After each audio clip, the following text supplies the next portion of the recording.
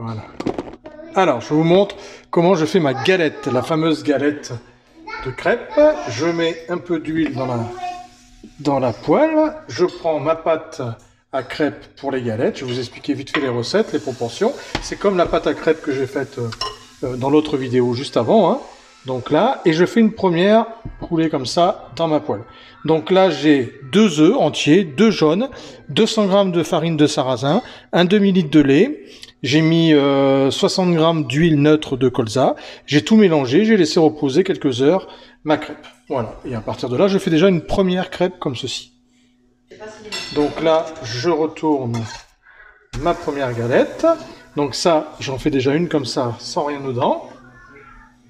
Donc ça prend 1 minute 30 de chaque côté, hein, ça suffit largement. Faut bien chaud, hein, la poêle bien sûr. Voilà, et là je débarrasse dans une assiette.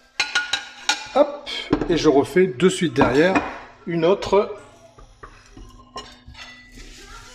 galette. Voilà, on fait pas trop épais non plus, parce que sinon la Bretagne va râler. Hop. Voilà. Et là, je laisse prendre et je la retourne dans 1 minute.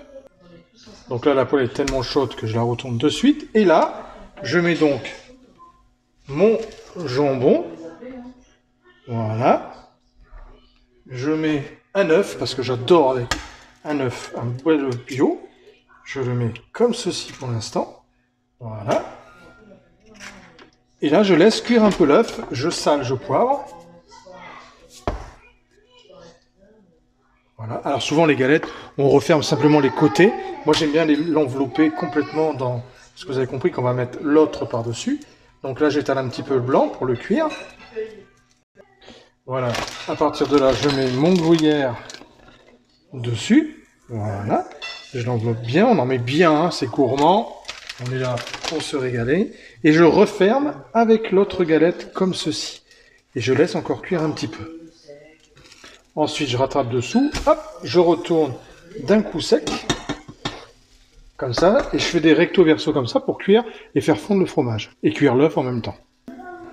Voilà, on n'hésite pas hein, à la retourner s'il faut encore une fois, hop, vous voyez, voilà, et ça chauffe bien, là c'est parfait, c'est prêt, et hop, je mets comme ceci dans l'assiette, et je la sers de suite.